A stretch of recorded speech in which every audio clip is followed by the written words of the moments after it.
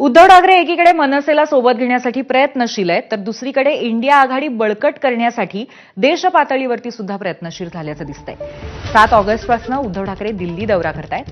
7 ऑगस्टला होणाऱ्या इंडिया आघाडीच्या बैठकीला ते उपस्थिती लावतील. त्यानंतर इंडिया आघाडीतील महत्त्वाच्या नेत्यांच्याही भेटीगाठी ते घेतील.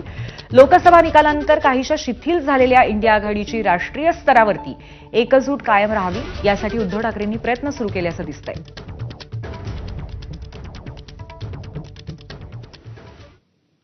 आणि नवी दिल्लीतली आजची एनडीएची बैठक संपली आहे. एनडीए बैठकीला पंतप्रधान नरेंद्र मोदी, गृहमंत्री अमित शहांसह सर्व मंत्री, घटक पक्षातील महत्त्वाचे नेते उपस्थित होते.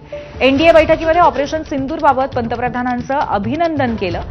सरकारच्या 11 वर्षांच्या कार्यकालावरची पुस्तिका सुद्धा प्रकाशित करण्यात आली.